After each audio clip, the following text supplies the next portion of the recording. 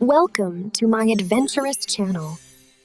जादुई सल्तनत लिसांड्रा हरी भरी मैदानों, नीले झील और खुशबूदार फूलों के बागात से सजी हुई थी। कहा जाता था कि इस सरजमीन में जब भी बहार आती तो फूल खुद ब खुद मुस्कुराने लगते। इसी सल्तनत में एक ऐसी शहजादी पैदा हुई जिसकी खूबसूरती की चर्चे सरहदों से भी आगे फैल गए। उसका नाम शहजादी मेडूसा था। वो सिर्फ चेहरे की खूबसूरत नहीं थी, बल्कि उसका दिल भी इतना ही नरम और पाक था। जहाँ वो कदम रखती वहाँ फूल खिल उठते और परिंदे उसकी आवाज सुनकर गीत गाने लगते। शहजादी मेडूसा की आंखें आसमान जैसी नीली थी, बाल स्याह रात की तरह घने और लंबे, और मुस्कुराहट ऐसी कि गमगीन दिल भी खुश हो जाता। वो गरीबों की मदद करती, जख्मी जानवरों की मरहम पट्टी करती और महल के बाग में अकेली बैठकर सितारों से बातें करती। उसके वालिद बादशाह एल्ड्रीन एक इंसाफ पसंद हुक्मरान थे, जबकि उसकी वालिदा मलिका सेलिना नहायत दाना और मेहरबान खातून थी। दोनों अपनी बेटी को सल्तनत की सबसे कीमती नेमत समझते थे। वक्त गुजरता गया और शहजादी 16 बरस की होने लगी।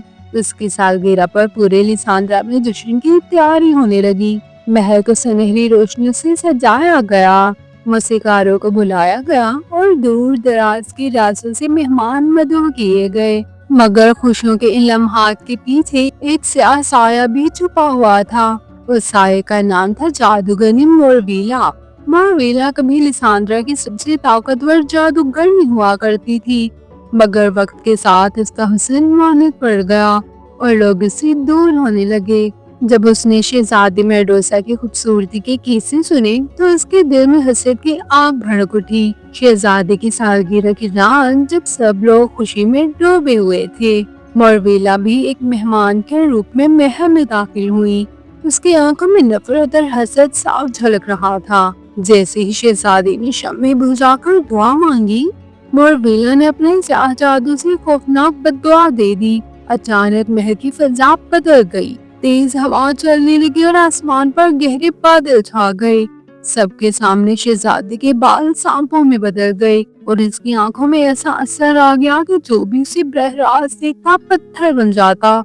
महल में कोहराम मच गया। बादशाह और मलिका अपनी बेटी को बचाना चाहते थे, मगर जादू इतना ताकतवर था कि कोई कुछ ना कर सका। शहजादी खुद भी खौफजदा थी। वो चीख चीख कर कहती रही कि किसी को नुकसान नहीं पहुंचाना चाहती, मगर उसके एक झलक से दरबारी पत्थर बन चुके थे। आखिरकार बादशाह ने दुख भरे दिल से फैसला किया कि शहजादी को सल्तनत से दूर एक महफूज जगह पर भेज दिया जाए, ताकि किसी और को नुकसान न पहुंचे। यूं शहजादी मेडूसा को जादुई बाग खामोशा में भेज दिया गया। ये एक पुरस्कार बाग था, जहाँ वक्त जैसे रुक सा गया था। ऊंचे दरख्त, सुनसान रास्ते और खामोशी जो दिल में उतर जाती थी। यहाँ शहजादी अकेले रहने लगी। दिन रात वो अपने मुकद्दर पर आंसू बहाती और सोचती कि उसने आखिर किसका क्या बिगाड़ा था। मगर उसके दिल में अब भी नफरत नहीं थी, सिर्फ एक ख्वाहिश थी कि कोई उसे इसके असल रूप में देखे, ना कि इस बद्दुआ के जरिए। वक्त गुजरता गया, साल महीनों में बदल गए और लोग शहजादी मेडूसा को खौफनाक दास्तान समझने लगे। मगर किस्मत ने उसके लिए एक नया मोड़ छुपा रखा था। एक दिन इस बाग में एक नौजवान दाखिल हुआ जिसका नाम इलियास था। वो एक गरीब मगर बहादुर मुसव्विर था, जो दुनिया की खूबसूरती को कैनवस पर कैद करने की ख्वाब लिए घूमता था। उसे मालूम नहीं था कि ये बाग बद्दुआ याफ्ता शहजादे का घर है, मगर उसका दिल उसे यहाँ खींच लाया था। जब इलियास ने पहली बार दूर से शहजादी मेडूसा को देखा तो उसने फौरन अपनी आंखें बंद कर ली। किसी अनजान आवाज ने उसके दिल में कहा कि असल खूबसूरती आंखों से नहीं, दिल से देखी जाती है। वो आहिस्ता आहिस्ता आगे बढ़ा और नरमी से बोला, मुझे नहीं मालूम तुम कौन हो, मगर मैं तुमसे डरता नहीं हूँ। यह अल्फाज सुनकर शहजादी के दिल में एक उम्मीद की किरण जागी। बरसों बाद किसी ने उससे खौफ के बगैर बात की थी। उसी लम्हे की ऐसी दोस्ती की बुनियाद पड़ी जो आगे चलकर तकदीर बदलने वाली थी। इलियास के अल्फाज शहजादी मेडूसा के दिल में किसी नरम बारिश की तरह उतरे। برسوں بعد کس انسان کے آواز میں خوف نہیں بلکہ اپنائیت تھی۔ وہ آہستہ سے بولی، تم جانتے نہیں میں کون ہوں، اگر تم نے مجھے دیکھ لیا تو تم بھی پتھر کے بن جاؤ گے۔ الیاس مسکرایا۔ اس نے زمین پر بیٹھ کر اپنا کینوس کھولا اور کہا، میں دیکھنے نہیں آیا، میں محسوس کرنے آیا ہوں۔ اگر تم اجازت دو تو میں تمہاری کہانی سننا چاہتا ہوں۔ یہ وہ لمحہ تھا جب شہزادی میڈوسا نے پہلی بار اپنے دل کا بوجھ کسی کے سامنے رکھا۔ اس نے اپنی پیدائش، اپنی خوبصورتی، مورویلا کی حسد بھری بددعا اور اپنی تنہائی کی پوری کہانی سادہ لفظوں میں سنا دی۔ بولتے بولتے اس کی آواز بھر آتی اور سانپوں جیسے بال بھی جیسے اداس ہو کر ساکت ہو جاتے۔ الیاس روز اس باغ میں آنے لگا۔ وہ کبھی آنکھیں بند رکھ کر اسے باتیں کرتا، کبھی اس کی آواز کی تصویر بناتا اور کبھی اس کے دکھ کو لفظوں میں ڈھال کر کہانیاں سناتا۔ آہستہ آہستہ باغ خاموشہ میں زندگی لوٹنے لگی۔